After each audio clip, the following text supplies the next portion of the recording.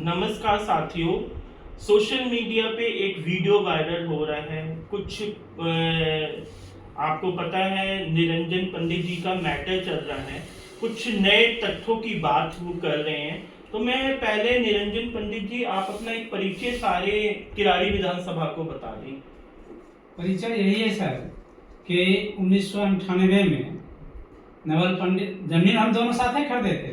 91-92 में 2-4 महीना का अंतर में जमीन खरीदे, लेकिन जब उसको पैसे की जरूरत पड़ा तो 1998 में उसने अपना जमीन मेरे पास बेच दिया और मैंने एक रुपया उनको दे दिया। मेरे पास 1 रुपया उसका बाकी नहीं है। अच्छा, 1998 में उन्होंने आपको जो जमीन बेच दिया, उसके बाद वो कभी आए 99 में, 2000 में, 2001 में कभी आए आपके पास? 1 मिनट यहाँ पर आपकी बात रोकता हूँ। बेचने के बाद 2008 में हम दोनों के बीच में डी या घर जमीन वहाँ की जमीन का बंटवारा के लिए, गांव की जमीन के लिए बंटवारा के लिए करीब 4-5 गांव का मुखिया सरपंच सब था। अच्छा। पूरा 100 आदमी भरा हुआ था, वरिष्ठ पदाधिकारी गांव में। हाँ, गांव वरिष्ठ आदमी सब थे वहाँ पे, मुखिया सरपंच।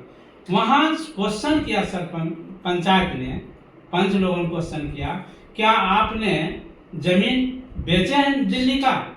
नवल पंडित बोलते हैं कि हाँ जमीन बेच लिए। कितने में बेचे? तो 25,000 में। उस जमाने में 1998 में 25,000 में बेचे। और पैसे पा गए? तो कहते हैं हाँ पैसे पा गए। तो 5 लोगों ने बोला अरे ये तो फैसला होले है, बेचने वाला भी, लेने वाला, बेचने वाला दोनों कबूलिए रहा है कि हम बेचे, तो फिर तो फैसला होले है। मेरा कहने का मतलब ये सर है कि जब उसने बोला कि हम पैसे पा गए, बेच लिए, इसके मन में कुछ भी था कि मैंने लिखा नहीं है।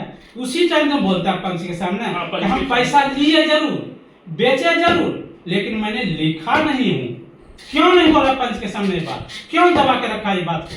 अच्छा, मैंने जो है आपके चचेरे भाई, इनका आपका पहले से भी विवाद चल रहा है गांव में। हाँ, गांव की जमीन। गांव की जमीन पहले तभी भी केस चल रहा है इनका। देखिए, इसमें एक सवाल ये है, कोई जमीन अगर 1998 में बेचता है और उसके बाद वो 10 साल के आसपास वो 2008 में वहां पे एक पंचायत होती है, ये भी एक बहुत बड़ा गैप है। अगर उनकी वो जमीन थी तो वो अपना कब्जा लेने क्यों नहीं आए? 1998 में उन्होंने बेचा तो 99 में आए, 2000, 2001, 2, 3, 4, 5, 6 सब साल में वो नहीं आते हैं। और 2008 में वहां पे इनका जब पुश्तैनी प्रॉपर्टी पे बंटवारा होता है, उसमें ये बात उठाई जाती है, तो वो क्लियर बोल देते हैं कि हाँ जी हमने बेच दी और हमें पैसे भी मिल गए हैं। अच्छा, इसके बाद 2008 में फिर वहां पे आपका विवाद शुरू होता है, तो वो फिर 2008 में भी दिल्ली आते हैं। हाँ, 2008 में भी दिल्ली आए, कंप्लेन करते हैं आपके। 2008 में आए, एक बार इन्होंने 3 महीना रहा इसी कॉलोनी में किराया लेके। तीन अच्छा, इस प्लॉट में नहीं आए, किराए पे रहे। 3 महीना किराया, जो हकीकत है 3 महीना किराया पर रहा ये। इसने पूरे डीलर को अपने स्तर से बेचने का प्रयास किया। जाता था कि मेरा ये 50 गज का जमीन है, मैं बेचना चाहता हूँ। डीलर लोग कहता था ये तो गलत कागज है, इसका ओरिजिनल कहाँ है? ये तो कागज सही नहीं है, इसका ओरिजिनल दिखा। तो कहता मेरे पास ओरिजिनल नहीं है। कोई डीलर नहीं। अगर किसी ने बेचा नहीं है तो एक बात तो फैक्ट है कि उसके पास ओरिजिनल पेपर जरूर होंगे। किसी ने किसी को जब दोनों जमीन अलग अलग प्रकार से परचेज की थी, तो मेरे पास मेरी जमीन की प्रॉपर्टी होगी, दूसरे पक्ष के पास दूसरे जमीन की प्रॉपर्टी होगी, तो उनके पास ओरिजिनल पेपर है कहाँ? आज तक उन्होंने किसी भी अथॉरिटी के सामने ओरिजिनल पेपर प्रोड्यूस नहीं किया। ऊपर से हम पे इल्जाम लगा रहे कि वो पेपर हमारे पास है। अरे भाई, हमारे पास इसलिए है क्योंकि आपने बेच दिया, इसलिए कोई किसी के घर से तो चुरा के लेके नहीं आएगा। आपने बेचा जब भी तो हमारे पास प्रॉपर्टी के वो कागज है, पहली बात। अच्छा, 2008 में आए उन्होंने, फिर मैंने सुना है वो वीडियो में भी आ रहा है कि उन्होंने कंप्लेन कर दिया अमन विहार थाने में। जी, जब आपने अमन विहार थाने में कंप्लेन किया, वहां पुलिस इंक्वायरी जरूर बैठी होगी, पुलिस ने इंक्वायरी जरूर की होगी। उसमें ये पाया गया होगा कि इस कंप्लेन में कोई दमी नहीं है, तो पुलिस ने कोई FIR नहीं की। निरंजन पंडित जी पे कोई एफआईआर आप पे हुई? नहीं, 2000 कोई FIR नहीं। वो फिर यहाँ से वापिस चले जाते हैं। वो क्यों जाते हैं? उनके पास रोहिणी कोर्ट का दरवाजा खुला था या नहीं खुला था, और सारे वो एसीपी डीसीपी पता नहीं कहां कहां जा सकते थे। और अगर ओनरशिप का विवाद है तो फैसला तो सिविल कोर्ट करेगी, ना पुलिस करेगी ना कोई करेगा, फैसला तो सिविल कोर्ट करेगा। एक छोटा सा कानून सबको ही पता ही है। तो सिविल कोर्ट में आज तक उन्होंने कोई मुकदमा किया? नहीं, वो आज तक कोई मुकदमा नहीं। वो तो तोड़ने के बाद मैं भटक रहा हूँ। अच्छा, अब एक बात बताइए, अब घटना वाली दिन की बात हम करते हैं। घटना वाले दिन आपके घर में परिवार में कोई नहीं था? कोई नहीं था, ताला लगा हुआ ताला था। लगा हुआ। अगर वो सच्चे थे तो इनके सामने बुलडोजर लेके क्यों नहीं आए? उन्होंने जब घर का लॉक है और घर में कोई व्यक्ति है नहीं, उसकी अनुपस्थिति में उन्होंने लोकल जो नेता है उनके साथ मिलकर वो आते हैं और वो अपना दीवार तोड़ते हैं, जो हाउस ट्रेसपास का क्लियर मामला बनता है। इसमें कोई ज्यादा लॉजिक वाली बात नहीं है। अगर वो उस प्रॉपर्टी के मालिक है तो मेरा कहना है उसको सिविल कोर्ट तय करने वाला है। हम पोजीशन में हैं, हम पोजीशन पे कितने साल से हैं? 27 साल से हैं। हमारे पास बिजली का बिल, राशन कार्ड, सब कुछ ए से लेकर जेड तक प्रूफ है। उसके बाद हमारे बच्चों का जो आकाश मॉडल स्कूल में पढ़ते थे आपके भाई के, उस सब का प्रूफ है। अब एक बात बताइए, ऐसा क्या आप किसी नेता के पास नहीं गए? वो लोग तो गए, आप किस किस के पास गए? बहुत के पास के हम भी बहुत बताइए किस किस के पास? वो चिराग पासवान पास गए, ये क्या कहते हैं प्रदेश अध्यक्ष बीजेपी है उसके पास गए, कई नेता के पास गए। तो ये रणजीत चौधरी जी के पास जाते हैं और वो एक हिसाब से न्यायाधीश बन जाते हैं और वो खुद आ जाते हैं बुलडोजर लेकर, और नेता तो ऐसा कोई काम नहीं करते हैं। नहीं, तो आपको क्या लगता है उनका पर्सनल इंटरेस्ट इस केस में क्या है? उसका पर्सनल इंटरेस्ट यही है कि सस्ते में जमीन ले लेंगे इससे। अच्छा। और जो मार्केट रेट है उस रेट में 40,000 50,000 जो गज बिकता है, जो मार्केट रेट हो उस रेट में बेच कर मोटी पैसा कमा लेंगे। इसका मेन उद्देश्य, इसका यही इंटरेस्ट इसके साथ, और कोई लालच इसको नहीं है। देखिए, इसमें सवाल ये उठते हैं, कोई नेता है, पूर्व निगम पार्षद के वो हस्बैंड है, अगर उनके पास कोई आता है वो उनकी बात सुने, हम मना नहीं कर रहे, लेकिन जो रूल ऑफ लॉ है उसके अकॉर्डिंग वो चलेंगे। वो बुलडोजर लेके तो जाएंगे नहीं किसी के यहाँ पे, वो कानून में जाते, उन्हीं की मुख्यमंत्री जी हैं, एसीपी डीसीपी एसएचओ सब हैं, उसके बाद कोर्ट का दरवाजा भी है, लेकिन वो तो कहीं नहीं जाते हैं और वो एक हिसाब से वहां पे हाउस ट्रेसपास कर देते हैं। वहां पे बुलडोजर, जो प्राइवेट बुलडोजर आता है वो इनको, उससे आपके कितना नुकसान हुआ ये बताइए? नुकसान तो बहुत बार, टाइल लगा हुआ, पत्थर उत्थर लगा हुआ था, टाइल से दीवार में लगा हुआ, तो सारे बर्बाद हो गए मेरा। और आपकी छोटी उटी जो फैमिली भी रहती है, वो लोग वहाँ पे रह रहे हैं, आपकी फैमिली का भी खतरा है? बहुत खतरा है, जान मान के हर वक्त डर के भय में जीते रहते हैं, कब क्या हो जाएगा कोई ठीक नहीं। ये सब लोग कभी रात में रहता है, कभी नहीं रहता है, किसी दिन एक भाई रहता है, एक भाई नहीं रहता, क्या पता ये हम लोग को मार के चला जाए, वो क्या ये पता है? वो तो ये आप पे आरोप लगा रहे हैं, कह रहे हैं कि ना आपने कब्जा कर लिया। तो हमने कब्जा, एक मिनट और मैं एक सब पीछे वाला बात और बोलना चाहता हूँ। पंचायत वाले जो गाँव वाले बताए, उसमें अगर इसका था कि हमने बेचे जरूर है लेकिन लिखे नहीं है, देखिए मेरे पास पेपर है, दिखाता पंचायत पंच को दिखाता, ये देखिए मेरे पास पेपर है, हमने बेचे जरूर हैं, पैसे लिए लेकिन लिखे नहीं। क्यों ना अपना पेपर दिखाया पंच में? ये थाना जब आया नवल पंडित 10 तारीख, क्यों न पुलिस हमको पकड़ा? अब कि साइन नहीं मिल रहा है, तुरंत उसी तरह अरेस्ट करता। साथियों, अब मैं बताऊं, इसने इससे साइन करवाया, नवल पंडित से साइन करवाया पुलिस, ये बच्चों की तरफ टांगुर मांगुर साइन किया कि हमारा साइन कहीं मिले ना जाए उस साइन से। क्या मतलब है ये सब? और हम पर झूठा आरोप लगाता है। देखिए, ये एक 62 साल के व्यक्ति, कोई भी नेता तो हमसे पेपर नहीं मांगा कि एक मिनट, कोई भी नेता पेपर नहीं मांगा, जिस नेता के पास गए कोई भी नेता पेपर नहीं मांगा। लेकिन रणजीत चौधरी 7-8 महीना पहले फोटोकॉपी मत लेके आना, ओरिजिनल लेके आना। रणजीत चौधरी, हाँ, रणजीत चौधरी कहता था। अब हम उनसे ये पूछना चाहते हैं, न्यायाधीश है तो वो पेपर मांग रहे, क्यों मांगा? और फोटोकॉपी ना, मेरा भाई बोला कि फोटोकॉपी दे। हम तो पोजीशन में, हम कोर्ट क्यों जाए? जो पोजीशन में नहीं है वो कोर्ट जाए। फोटोकॉपी मत, मेरा भाई बोला फोन पे बोला हम ओरिजिनल नहीं दिखाएंगे, और नहीं ओरिजिनल लेकर आना पड़ेगा, बोला हम ओरिजिनल नहीं देंगे। ये रणजीत चौधरी बोला 8 महीना पहले की बात है। अच्छा, अब मैं आपको इस केस के कुछ और फैक्ट बताऊं। इसमें ये मीडिया हाउसेस ने चला दिया, जो भी थे वो, उन्होंने कहा कॉपी और पेस्ट कर दी। अरे भाई कॉपी और पेस्ट क्यों करेंगे? कोई पुलिस डिपार्टमेंट पागल है? इतने बड़े बड़े ऑफिसर की आपने क्वालिफिकेशन पे सवालिया निशान लगा दिया। मैं बताता हूँ क्या हुआ। जब इन्होंने कंप्लेन किया, कंप्लेन उन्होंने एक जगह नहीं की, एसीपी, एसएचओ, डीसीपी, भारत सरकार जो प्रधानमंत्री, मुख्यमंत्री, राष्ट्रपति, हर जगह कंप्लेन गई। कंप्लेन करने के बाद कोई एफआईआर दर्ज नहीं हुई, नहीं कोई एफआईआर दर्ज नहीं गई, बल्कि उसी दिन जिस दिन ये घटना हुई है दोनों पार्टी को थाने में बुलाया गया था। दोनों पार्टी को थाने में बुलाया गया और मुझे जो है ना 7-8 घंटे थाने में उनको कंप्लेन, इनको 7-8 घंटे 11:30 बजे रात तक रखा भी गया और वो रखने के बाद पुलिस दोनों कंप्लेन नहीं लेती है। और बाद में इन्होंने कंप्लेन हर जगह करते हैं, ये मुख्यमंत्री जी के भी पास जाते हैं। इसमें सिर्फ ये नहीं है कि मुख्यमंत्री ने आदेश दिया और एफआईआर हो गई।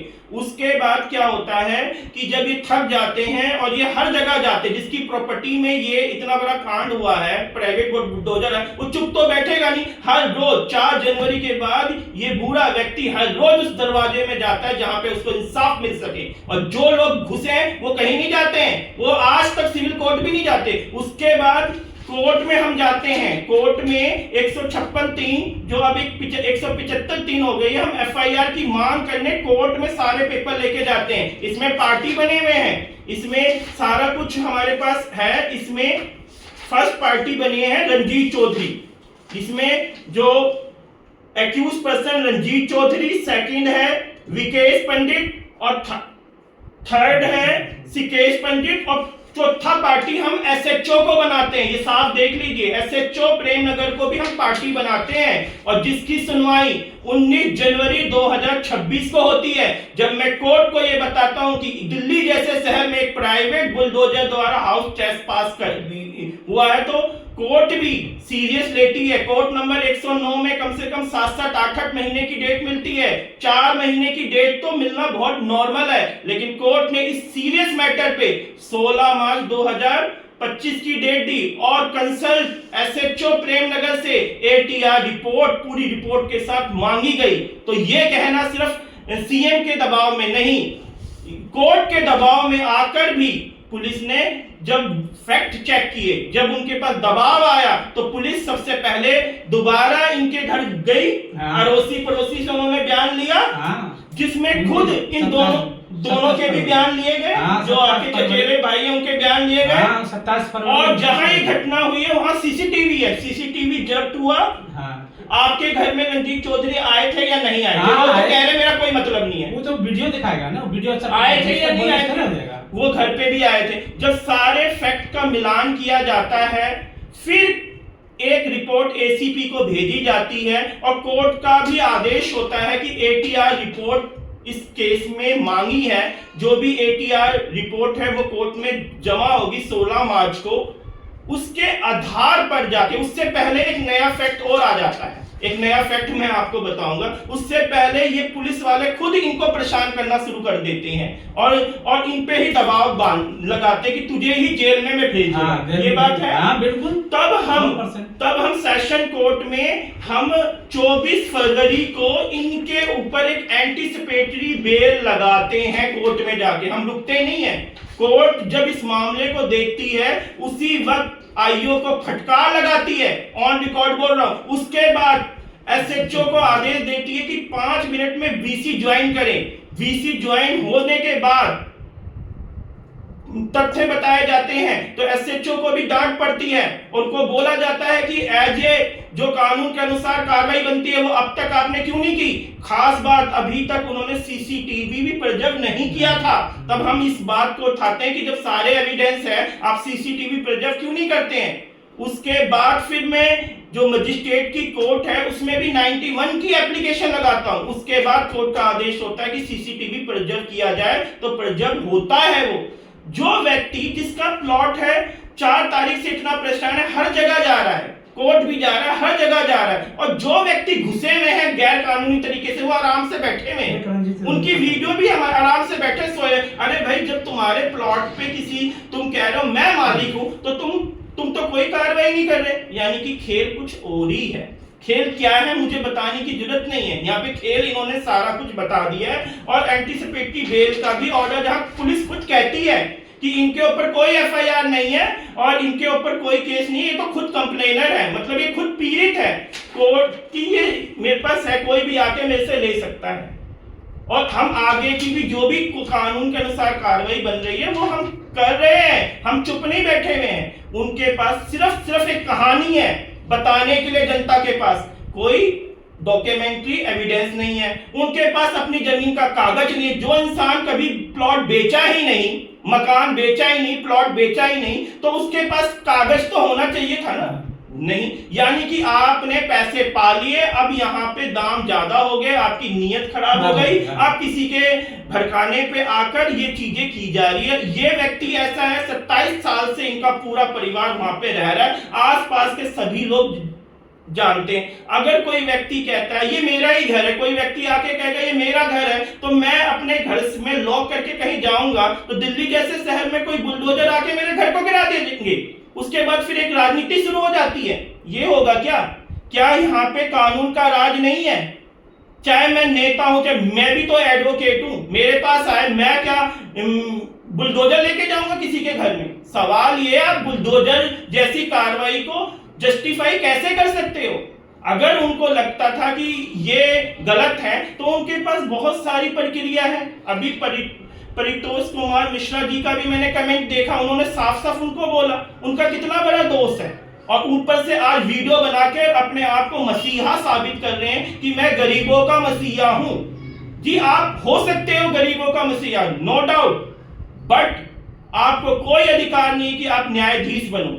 आप किसी को एडवाइस दे सकते हो, उसकी हेल्प करते हैं, हम कभी भी आपको रोक नहीं सकते, ना हम कह रहे हैं, लेकिन आप ये बुलडोजर लेके वहां पे उपस्थित क्यों हुए? फिर इनसे 8 महीने पहले कागज क्यों मांग रहे हो? आपका कोई इसमें पर्सनल इंटरेस्ट है या नहीं है? अब किराड़ी की जनता ये जानना चाहती है कि आपका पर्सनल इंटरेस्ट है या नहीं है। वो भी ओरिजिनल लेकर, फोटो कॉपी नहीं, ओरिजिनल कागज लेके जाओ। ये सीसीटीवी प्रोजेक्ट करने की आईओ की रिपोर्ट है, ये सारे हमारे पास पेपर है और हम ऑलरेडी केस फाइल कर चुके हैं। हमने इंतजार नहीं कर रखा कि हम फाइल कर, पुलिस कार्रवाई नहीं करती तो आगे भी कानून में ऑप्शन है।